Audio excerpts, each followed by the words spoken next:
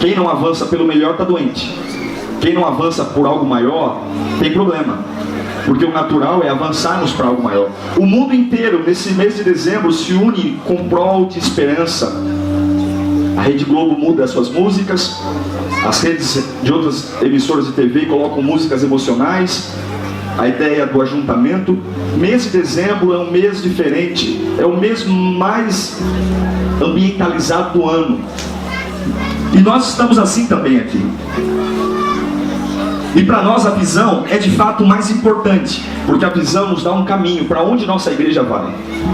O que nós vamos fazer ano que vem como igreja? Quais serão nossas prioridades, nossas metas, nossos alvos? Quais serão? Nós temos uma visão clara para o ano que vem. Uma visão de termos uma igreja ainda mais apaixonada, onde a plataforma não é o motor da igreja. O altar não é o motor, mas o motor é a paixão de cada voluntário. Esse é o motor. Portanto, temos motor no estacionamento, temos motor na calçada, temos motor de gente limpando o banheiro. O motor da igreja não é a plataforma. E uma tolerância zero, diga comigo, tolerância zero, para divisão e desrespeito. Diga comigo, tolerância zero, para divisão e desrespeito. Porque se eu não me importo em ser o melhor, se eu não me importo em ser o primeiro, e eu não sou o foco, eu não paro mais em ofensa. Concorda comigo ou não? Se alguém quer me colocar para trás, eu me importo? Hã? Porque a hora que você entender que você é semente, você não se preocupa quando alguém quer te enterrar. A hora que eu entendo que eu sou semente, eu não me preocupo quando alguém quer me enterrar. Diga para o seu irmão isso. Quando você entender que você é semente, você não vai ficar bravo quando alguém tentar te enterrar. O que acontece com uma semente quando ela é enterrada? Ela brota. Ok? Quem é semente aí? Deixa eu ver. Uau! Glória a Deus. Então eu não quero falar da visão agora, rapidamente. O que eu quero falar é o que acontece antes da visão. A visão é um grande momento. A gente está aqui para receber uma visão, um nome, alguma coisa que vai guiar a gente no ano que vem. Mas o que acontece antes disso? O que vem antes de algo grande? O que vem antes de algo grandioso? O que acontece isso? Algumas pessoas perguntam para mim, pastor, como é que nasceu a visão do voluntariado? Nasceu no coração de Deus, mas como é que Deus se incomodou a isso? Me incomodou quando eu vi várias pessoas sentadas na igreja, cheias de talento, cheias de potencial, dizendo, eu não sei para que eu sirvo. Eu não sei aonde que eu me encaixo. Por quê? Porque olhavam para o altar e diziam, o altar está todo ocupado, o ministério de louvor está ocupado, o pastor está pregando direto, todo mundo está funcionando no altar, então eu me sinto improdutivo aqui, eu me sinto improdutivo, parece que não tem nada para eu fazer. E nós entendemos que todo homem tem um dom. Você tem um dom? Você carrega algo de Deus em você? Deus tem filhos prediletos? Deus tem filhos que ele se apaixona mais do que outros? É óbvio que não. Então a questão é, por que a gente olha tanto para o altar? Olha aqui um instante para mim. Quando nós vemos uma pessoa lamentavelmente perder uma perna, ou ter uma perna amputada, não choca, não choca? Sim ou não? Sim. Mas uma pessoa consegue sobreviver com uma perna amputada? Sim ou não? Sim. E nós dizemos, nossa, você ficou sabendo daquele irmão? Ele perdeu uma perna. Mas a perna pode ser, infelizmente, amputada, mas pode ser substituída por uma bengala, concorda ou não? Por uma prótese. Mas e se alguém perde um fígado? Um coração? Normalmente a gente não diz assim, nossa, aquele irmão perdeu um fígado. A gente não fica tão impressionado. Nós nos impressionamos muito mais com as coisas que estão fora, aparente. Mas muitas vezes tem coisas vitais que estão dentro de nós e a gente não dá tanta importância. É lamentável perder uma perna, mas eu ainda consigo sobreviver sem uma perna. Mas eu não consigo sobreviver sem um rim, sem os dois rins, sem um fígado. Eu não consigo. O voluntariado tira de nós a ideia de achar que é só o que aparece, que está em evidência que é o nobre. O nobre é tudo. O nobre somos nós. Mas o que eu quero refletir com você, rapidamente, é o que precisa acontecer para eu viver algo grande. O que tem que acontecer para eu viver o melhor momento da minha vida? O que eu tenho que viver? O que eu tenho que pensar para mudar a minha história? Em Êxodo capítulo 2, versículo 11, diz assim, que certo dia Sendo Moisés já adulto, foi ao lugar onde estavam os seus irmãos hebreus e descobriu como era pesado o trabalho que eles realizavam. Viu também um egípcio espancar um dos hebreus. Moisés era um hebreu, um judeu, mas foi criado pela filha de Faraó no Egito. Ele teve a cultura do Egito, ele teve as mordomias de morar no palácio, e um belo dia ele vai dar uma volta e ele vê o seu povo escravizado, construindo pirâmides, blocos de areia, no sol escaldante de um deserto. E além disso, ele presenciou um egípcio batendo em um escravo hebreu. Eu não sei se você já viu alguém levar uma surra, já viu? É uma das cenas mais terríveis, né, mano? Principalmente quando alguém prevalece sobre o outro. Quando é uma luta justa, ok, mas quando é uma surra... Quem já presenciou uma surra aqui? É uma das cenas mais pavorosas, quando você vê uma pessoa covardemente apanhando, sem o direito de se defender, e o outro chutando, esmurrando, batendo, sangrando, sem piedade, batendo. E foi essa cena que Moisés presenciou. Ele tinha tudo, ele tinha casa, ele tinha herança, ele tinha dinheiro, ele tinha escola, ele era um príncipe do Egito. Mas quando ele vê aquela situação, quando ele vê um dos seus apanhando, ele tem um incômodo dentro dele. Um incômodo tão grande que ele é capaz de tomar as dores daquele escravo. Em Êxodo capítulo 2, versículo 12, diz que ele correu para olhar para todos os lados e não vendo ninguém, ele matou o egípcio. Ele matou e escondeu. Moisés, ele não aguenta mais ver o seu povo sofrendo. Ele não aguenta mais ver os escravos que eram seus co-cidadãos, escravos no Egito, enquanto o povo era humilhado. E nesse momento ele rompe com todo o conforto, ele rompe com toda a classe, ele rompe com tudo para salvar. Moisés está assistindo um espancamento e ele decidiu que ele não poderia aguentar ver aquilo mais. Ele não poderia aguentar ver uma pessoa sendo espancada. Moisés não aguenta isso. E ele vai lá e mata o camarada. Pouco tempo depois ele foge. Ele abre mão de tudo porque ele é descoberto e aí é tido como traidor. E aí um dia ele já está no deserto, lá no capítulo 3 de Êxodo. Um dia ele está andando e agora ele é pastor de ovelhas, não é mais o príncipe do Egito. E agora ele vê uma sarça, uma árvore muito comum no deserto, pegando fogo, e essa árvore não se consome. Deus apenas está fazendo alguma coisa para chamar a atenção dele, apenas isso. Ele vai perto da árvore e Deus fala com ele. A primeira coisa que Deus fala com ele não é a respeito de uma visão de futuro. A primeira coisa que Deus fala com Moisés não é a respeito de um lugar onde Deus vai levá-lo, ou de glória, ou de milagre, ou de manifestação. Em Êxodo capítulo 3, versículo 7, Deus vai lembrar exatamente a agonia que Moisés sentiu quando ele viu um hebreu sendo espancado. Em Êxodo 3,7, Deus fala assim para ele: de fato, tenho visto a opressão sobre o meu povo no Egito, e também tenho escutado o seu clamor. Por causa dos seus feitores, eu sei o quanto eles estão sofrendo. O que acontece antes de uma visão? O que acontece antes de momentos que mudam a minha vida como pai, como mãe, como filho, como pastor? O que acontece? O que acontece é o que eles vão projetar aqui agora. O que está escrito aqui? Little Day? Não, não é Little Day. Little Day muda também. Diga para o seu irmão isso que está escrito aqui.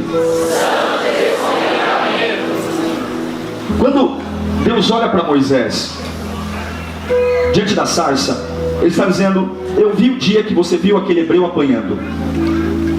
Eu vi o dia que você ficou descontente com aquilo e você decidiu tomar uma decisão. E eu quero dizer para você que eu estava esperando alguém finalmente ter o mesmo descontentamento que eu estou tendo. Deus olha para Moisés e fala: eu também tenho visto a aflição do meu povo. Eu também tenho visto o quanto eles estão sofrendo. E que bom que você está descontente com as mesmas áreas que eu estou descontente.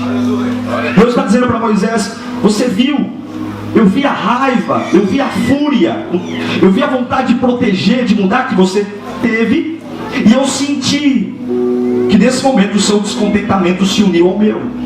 Deus está procurando homens que têm o mesmo descontentamento que ele tem. Não é o descontentamento que eu acho que tem, mas é o descontentamento que Deus está tendo. E a grande pergunta que nós temos que ter nas nossas igrejas é: o que Deus está descontente conosco? O que é que Deus está descontente conosco, gente?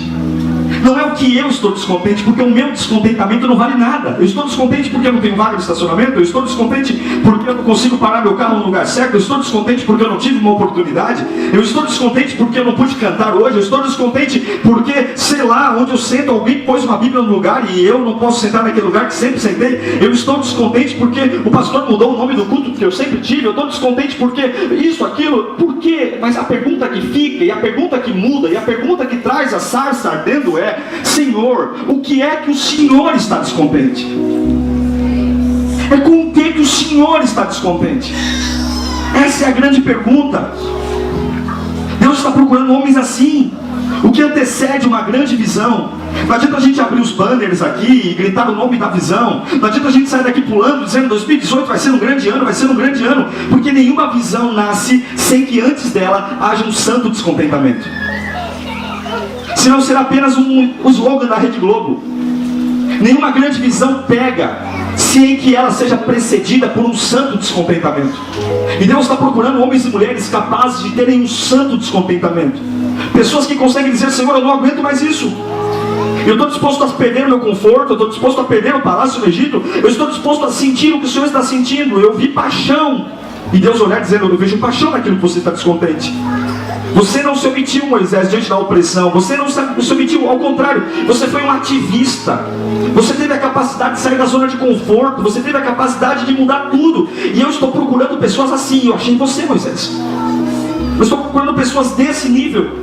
Aproveitar as tempestades internas, não para trazer depressão, mas aproveitar as tempestades internas para gerar mudança e não morte.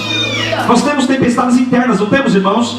Sim ou não? E o que nós fazemos com as tempestades internas? O que fazemos com aquilo que achamos que não está certo? O que fazemos? Usamos isso de muleta para que de fato entregamos tudo, ou dizemos: Senhor, aqui está a minha angústia, aqui está o meu descontentamento, e eu preciso que o Senhor me ensine, porque se o Senhor estiver descontente com isso, eu avanço. Se o Senhor não estiver descontente com isso, eu estou abrindo mão, porque o que importa é estar descontente no mesmo nível que o Senhor está. É isso. Essa é a chave para mudanças relevantes. O coração humano alinhado ao coração de Deus. O coração de cada liriano alinhado ao coração de Deus. O coração dos pastores alinhado ao coração de Deus. O coração dos diáconos, dos presbíteros, alinhado àquilo que Deus está descontente, aquilo que Deus não está concordando, aquilo que Deus quer mudar. E essa é a grande pergunta. Não é o que eu acho que eu tenho que fazer no ano que vem, mas o que é que Deus está descontente com o que eu estou fazendo. E a igreja não começa no endereço que estamos estabelecidos. A igreja começa dentro de cada um de nós. Senhor, qual é o descontentamento? Qual é? Aquilo que normalmente entra em nós e cria frustração, talvez seja aquilo que Deus quer usar para mudar tudo. Esse é o nome que nós vamos dar, não é o nome da visão, é o que acontece antes, é o santo descontentamento. Um dia Davi é mandado pelo pai para levar marmita para os irmãos que estão na guerra. Há um desgraçado vem do aspecto de ser sem graça, exatamente, de um Golias que está afrontando o povo de Deus. Ele está dizendo que o nosso Deus não é verdadeiro. Ele está dizendo que o nosso Deus não é verdadeiro. Ele está dizendo que ele vai matar todo mundo. Ele está dizendo que ele vai envergonhar todo mundo. E que o Deus dos filisteus é maior que o nosso. Há um rei, há generais, há todo um exército que está vendo um cenário, mas eles não têm um descontentamento santo. Eles têm um descontentamento deles, medroso. E lá vai um pastor de ovelhas, um homem que não pegou espada, não pegou absolutamente nada. E ele vai levar marmita para os irmãos que estão lá para lutar. Chegando lá, ele tem um descontentamento santo. Ele olha para aquela situação e fala: eu não posso permitir que alguém fale mal do meu Deus. Eu não posso permitir que alguém pense nisso. E ele é movido por uma paixão tão avassaladora que ele não vê o tamanho dele, ele não vê a arma dele. Ele entra no meio do território de batalha, ele olha para o Golias e ele tinha um descontentamento tão grande que uma pedra, um estilingue, fez ele matar um gigante. Não foi a pedra e não foi o estilingue que o fez matar o Golias. O que fez matar o Golias é que Deus olhou para ele e disse: uau, há alguém descontente com isso também, então eu vou enchê-lo de vida, vou enchê-lo de potencial, vou despertar nele todos os dons, e ele vai destruir todos os seus inimigos. Você está entendendo isso? Deus, não foi Davi que matou Golias, não foi a pedra, foi o descontentamento, foi alguém que ousou quebrar um sistema e entrar e matar um Golias. Deus fez tudo isso, a paixão nasceu nele, e Deus deu a ele força. Um dia Neemias é um copeiro de um rei, ele tem um bom emprego, ele tem tudo, e ele ouve falar que a cidade dele, a Jerusalém, está destruída, os muros estão derrubados, os portões queimados, e ele não é mais o mesmo. Talvez ele poderia dizer: problema deles, eu tenho um bom emprego, o que eu vou fazer? Mas ele larga tudo, ele chora, ele não consegue ser o mesmo. Ele vai servir o rei rei chorando, ele vai servir o rei em prantos, mas ele tem um santo descontentamento. Ele está descontente, ele não consegue mais servir o rei do mesmo jeito, ele não consegue fazer as coisas do mesmo jeito, ele não consegue ser indiferente àquilo. E quando Deus vê o santo descontentamento, o copeiro de um rei não é engenheiro, copeiro de um rei não é arquiteto, copeiro de um rei não é administrador, mas na hora que Deus vê um santo descontentamento, o rei começa a assinar decretos e cartas dizendo: dá para o copeiro madeira, dá para o copeiro cimento, dá para o copeiro caminho, porque eu não preciso que ele seja capaz, eu não preciso que ele tenha talentos, eu não preciso que ele seja bom, eu não preciso que ele tenha faculdade, eu só preciso que ele tenha um santo descontentamento. Eu só preciso que eu estou descontente com a situação de Jerusalém e alguém descontente com a situação de Jerusalém. Eu estou descontente com o Golias me humilhando e querendo me humilhar, e ele também está descontente com a mesma situação. Eu estou descontente com o povo hebreu escravo no Egito, e se levantou alguém que também está descontente. Então receba poder, receba unção, receba graça, receba intrepidez, receba coragem, receba.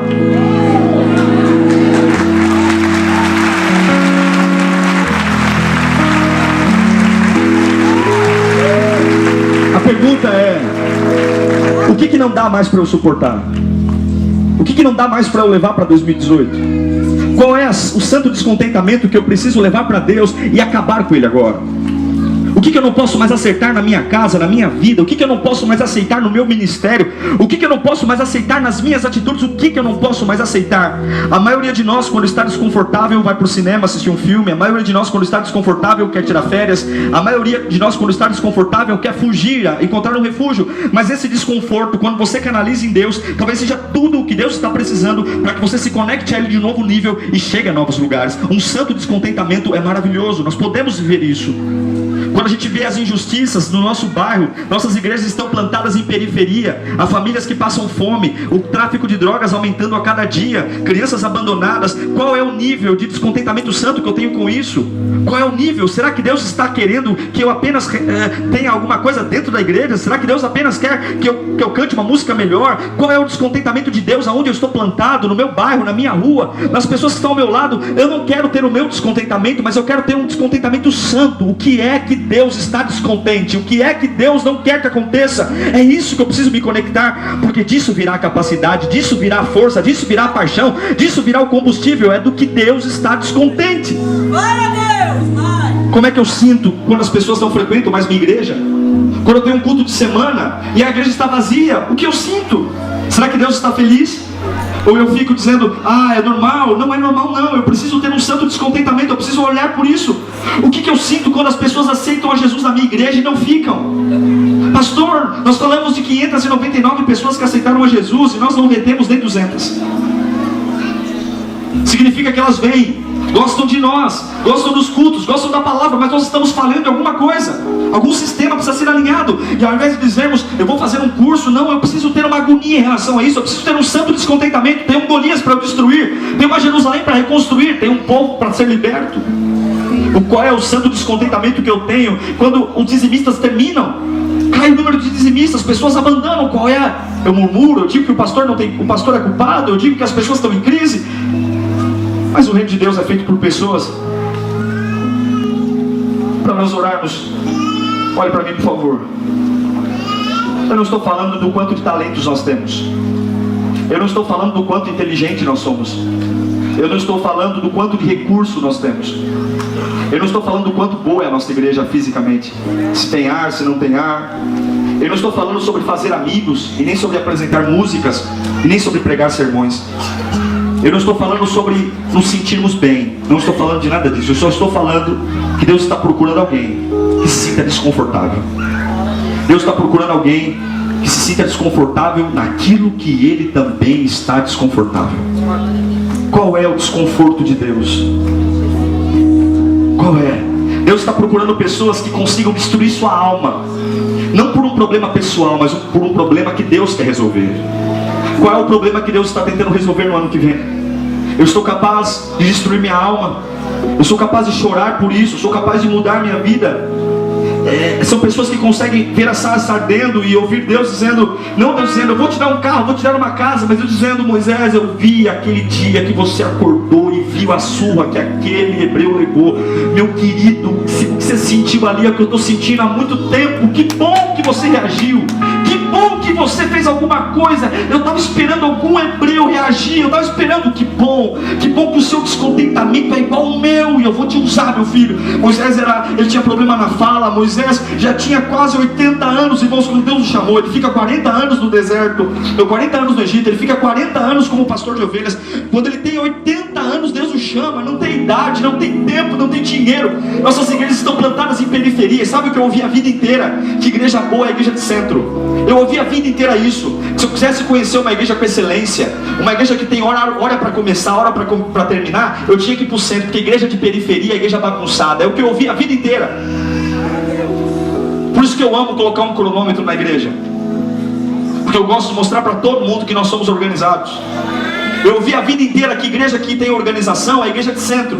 Porque quem mora em periferia, e eu moro em periferia, é gente que é humilde e não tem educação. Eu ouvi a vida. Você já ouviu isso alguma vez? Não? Que igreja de bairro é a igreja bagunçada. E nós assumimos um compromisso de nos unir. Porque quem faz igreja, eu nunca vi Deus dizendo aqui é centro, aqui é periferia. Eu nunca vi Deus dizendo aqui é subúrbio e aqui é a classe alta. Quem disse isso foi o homem. Quem move a nossa igreja não é o que o homem diz, é o que o Senhor diz. Nós podemos estar no lugar mais humilde, com as pessoas mais humildes. Teremos uma igreja em excelência, porque o nosso padrão é o céu. O nosso padrão é Cristo. O nosso padrão não é o que eu sou, o que eu penso, é o que o Senhor é. E há um desconforto santo. Fala mesmo, Deus. Quero caminhar para a conclusão, dizer algumas coisas. Fique aqui rapidinho comigo. Alguns de nós chegaram nas nossas igrejas maltratados por outras igrejas. Todo pastor aqui já deve ter recebido ovelha que chegou machucada. Sim ou não? Quem chegou na lírio machucado? Levanta a mão. Uau.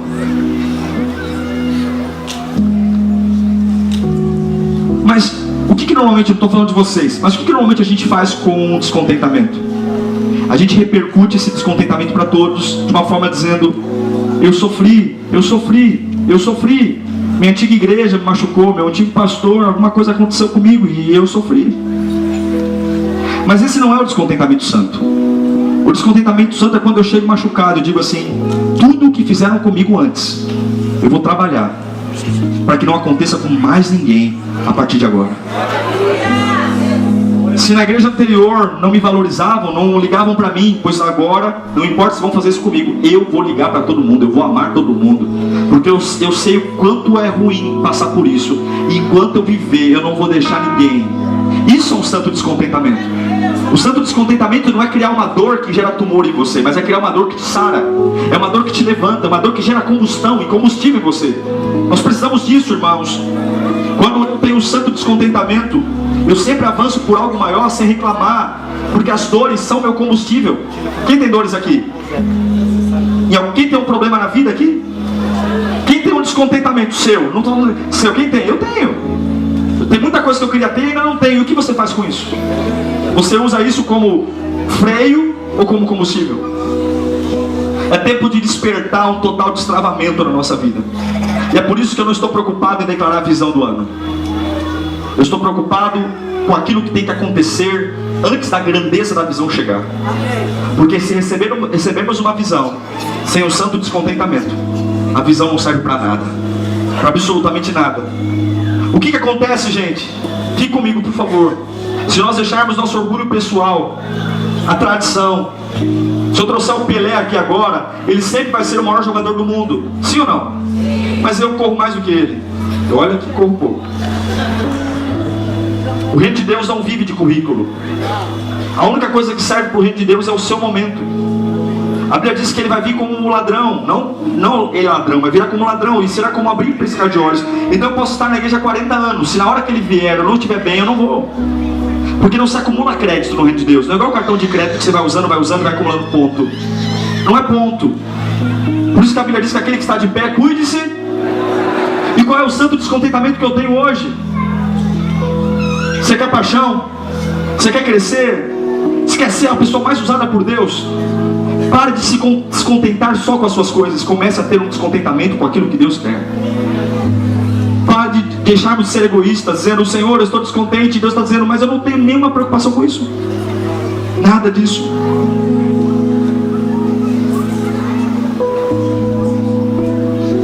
Quando você tem um santo descontentamento, você tem esperança. Diga para o seu irmão assim: esperança. Quem está terminando esse ano com esperança? Quem tem esperança que 2018 vai ser um ano maravilhoso? Quem tem a esperança que a sua igreja local vai dobrar os membros no ano que vem? Quem tem esperança que nós vamos ter recordes de batismo e de salvação? Quem tem esperança que Deus vai derramar uma unção de prosperidade na sua vida?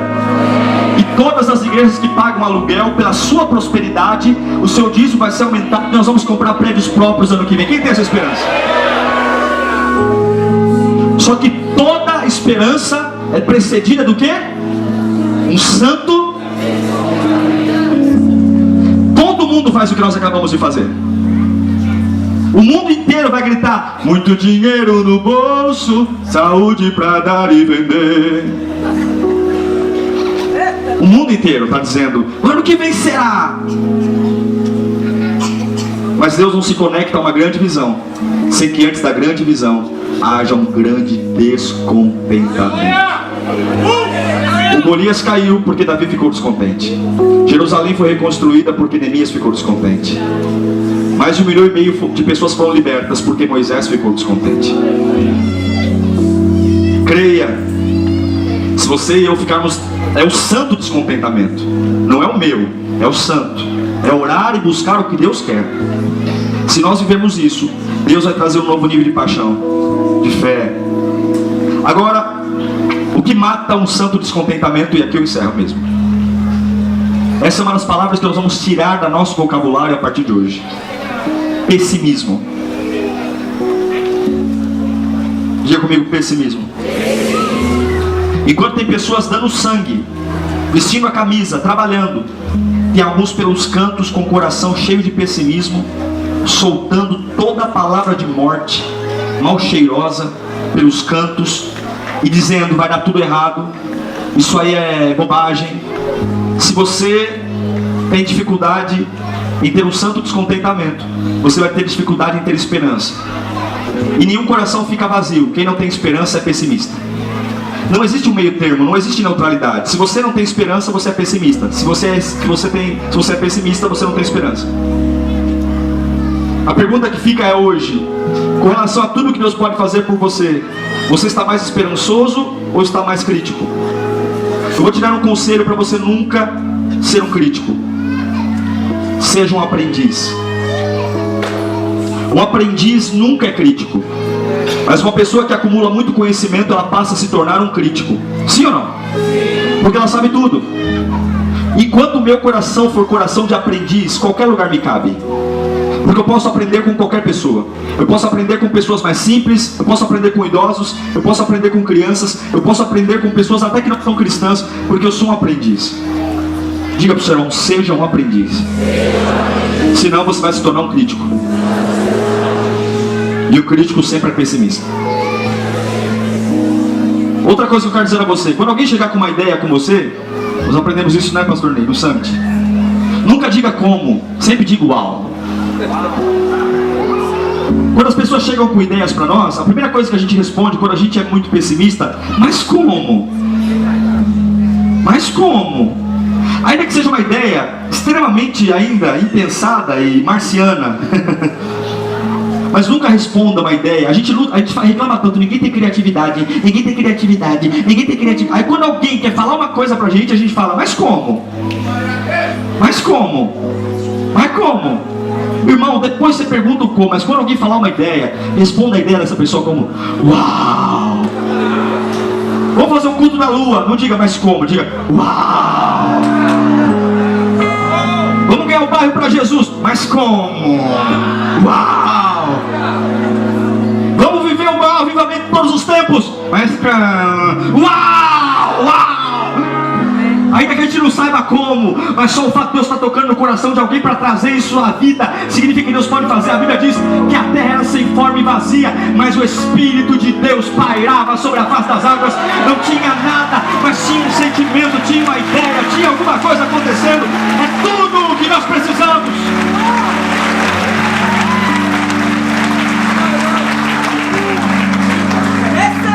Por essa restaurar meu casamento. Como? Uau, que bom, irmão. Eu vou ser o maior voluntário da nossa igreja. Uau!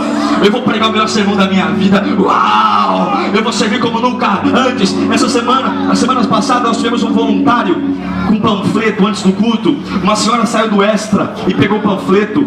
E na hora que ela pegou o panfleto, muitas pessoas dizendo, é só entregar um panfleto antes do culto. Ela pegou o panfleto, anotou o endereço da igreja. No outro culto ela veio, e aí ela levantou a mão, ela aceitou Jesus, e ela disse, pastor, eu estou aqui hoje, não é por causa do seu sermão, não é por causa da música, porque quando eu estava fazendo compra no domingo passado, tinha um voluntário na porta do mercado, ele me entregou um panfleto, e eu vim aqui por causa desse panfleto, e eu estou aqui, e eu quero Jesus na minha vida, porque não é o que se vê, é o que não se vê, a paixão, gente. Deus nunca precisou de um templo, nunca, não é música. Jesus Cristo pegava num deserto, um lugar péssimo para conforto, e as multidões o seguiam, não tinha microfone, não tinha caixa de som, não tinha esse lugar bacana, não tinha uma piscina para depois do culto, não tinha comida, só tinha areia, calor e Jesus. E Jesus estava lá, e milhares de pessoas o seguiam. Imagine o calor, crianças, mulheres, todo mundo se abanando, mas dizendo, tá um inferno de incômodo, mas eu não posso largar a paixão desse mestre.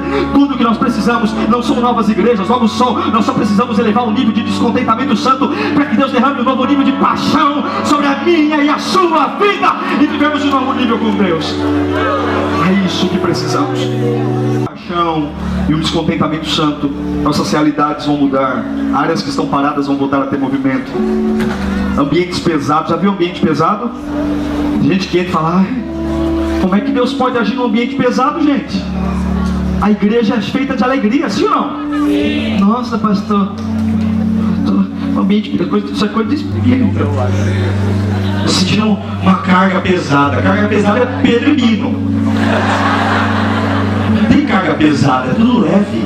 Porque ele troca o fardo, ele pega o meu que não presta, o meu que é cheio de erro, e dá um novo. E aí, irmão querido, pensa num carro importado, potente, 0 km, é o que você e eu vamos ser em 2018.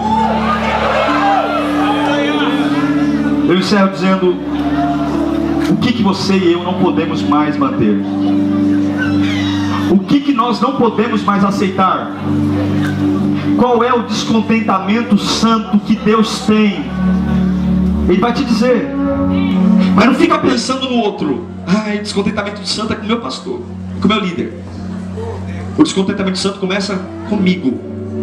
O quanto eu posso ser melhor? Feche os olhos, eu vou perguntar e responda para você mesmo. O quanto melhor você quer ser o ano que vem? O quanto melhor você quer ser o ano que vem? O quanto mais relevante o que você faz, você quer aumentar o ano que vem? A pergunta que fica é, o que você vai fazer para ser essa pessoa que você quer ser? Esse líder, esse pai, essa mãe. Igreja não é só culto, gente. Igreja é a gente. Então é crescer profissionalmente. Pastor, eu quero ganhar mais. O que você vai ficar descontente para ganhar mais? Pastor, eu estou cansado de trabalhar no trabalho, eu quero ter um cargo diferente. Qual é o seu descontentamento santo? O que você vai fazer? O que você está disposto a fazer? Qual é a esperança que vai nascer depois desse descontentamento? Quantos livros você vai ler? Quantos cursos você vai fazer? Quanto tempo de oração você vai ter? Quanto tempo você vai ter de reflexão? De fechar os olhos e falar assim, eu estou aqui. Quantos hebreus esperando você e eu saímos do palácio e iríamos lá tomar as dores e falar, eu não aceito mais isso. Quantos Golias gritando em volta de nossas igrejas, dizendo que nós somos periféricos, somos igrejas irrelevantes, que a Lírio dos Vales não vai crescer, que a Lírio dos Vales é isso. Quantas pessoas vão entrar num descontentamento e cortar a cabeça de cada um desses Golias e dizer, nós não somos relevantes porque somos Lírio, somos relevantes porque servimos a Jesus. Não é o nome da igreja, não é o lugar que estamos, vamos chegar a lugares altos, não é porque o nosso nome está lá, é porque o nome de Jesus é a nossa bandeira. Fecha seus olhos, começa a falar com Deus. Qual é o descontentamento santo? O que eu vou mudar? O que eu vou fazer? O que eu vou gerar na minha vida? O que eu vou gerar na minha família? O que eu vou mudar? Começar a olhar para fora, além da minha vida, além das minhas opiniões. O que Deus está fazendo por aí? os meus motivos. Eu tenho ficado muito chateado. Você ficou chateado quantas vezes nas últimas semanas? Está oscilando, quer desistir por quê? Quantos meses? Uma hora eu estou bem, uma hora eu não estou bem, uma hora eu quero, uma hora eu não quero. O reino de Deus não é loteria não, irmão. O reino de Deus é pessoas que jogam tudo para trás, tudo para o alto, tomam a cruz e seguem. Isso é o reino. O reino de Deus não é romance, o reino de Deus é compromisso. O reino de Deus não é romance, onde as coisas combinam com o que eu quero. O final é o céu, e até o céu, é lá que o final é feliz. Aqui é batalha, aqui é pancadaria, aqui não tem essa ideia de só subir não. Tem horas que nós vamos descer, tem horas que nós vamos chorar, tem horas que nós vamos sentir dor, tem horas que nós vamos sentir abandono. O próprio Cristo sentiu. O reino de Deus não é só uma ladeira que se sobe, também tem descidas, também tem vales, mas há uma promessa: no vale da sombra da morte eu vou estar com você. A grande questão é, o que você está fazendo com as suas dores? O que você está fazendo com aquilo que hoje está te machucando? O que? Leva esse descontentamento para Deus, leva esse descontentamento para alguém que pode potencializar você, leva esse descontentamento para alguém que pode mudar tudo dentro de você, e não leva isso para você mesmo, para o diabo, porque certamente virão as mentiras, as mentiras que você não é capaz, a mentira que você não é produtivo, a mentira que o seu tempo passou, a mentira que você não serve para nada, que você está velho, a mentira que chegou pessoas novas e portanto você está para trás, a mentira de que você está atrasado, ou a mentira que você e a sua família não tem mais jeito. Leve o seu descontentamento para alguém que tem remédio, leve o seu descontentamento para alguém que tem cura, leve o seu descontentamento para alguém que te ama, para alguém que te dá nova chance todos os dias, leve o seu descontentamento para alguém que quer você feliz. Deus não tem prazer com a sua queda, Deus tem prazer com a sua ascensão, Deus não tem prazer com a sua vergonha, Deus tem prazer com a sua honra. Leva o seu descontentamento não para o Facebook, não para as pessoas, não para o WhatsApp, leva o seu descontentamento para alguém que deu a vida por você e é capaz de dar tudo o que você precisa, porque a glória de Deus não está só em Deus, Ele já soprou algo em você, e é tempo de destravar, é tempo de destravar quem eu sou, é tempo de destravar para onde eu vou, é tempo de destravar o que Ele soprou em mim, quando Ele pegou o barro e disse: está aí o fôlego de vida. Nós não somos só carne, nós não somos só emoções, há um Espírito de Deus dentro de nós. Manifestamos o corpo na academia, manifestamos o corpo nas ruas, manifestamos a alma sentindo coisas, sensações, mas o que vai mudar a minha vida é o quanto do meu espírito está de pé, é o quanto do meu espírito está em pé. E nesta manhã nós vamos ter um dia lindo de comunhão, vamos ter um dia lindo de ajuntamento, de lazer, mas mais do que tudo, vamos ter um dia lindo onde o gigante que Deus soprou em você vai ser despertado nesta manhã. O gigante que Ele plantou em você vai ser acordado, porque eu estou descontente e eu vou e ganhar. Nós vamos ganhar São Paulo para Jesus Cristo, nós vamos ganhar São Paulo, e ano que vem vamos ter um problema enorme, porque não vai caber em sítio, talvez nós vamos ter que fazer em outro lugar, em outros lugares. Não é porque nós não gostamos daqui, mas é porque se nós dobrarmos a nossa igreja, em nome de Jesus, serão 2, 3 mil pessoas nesse mesmo lugar.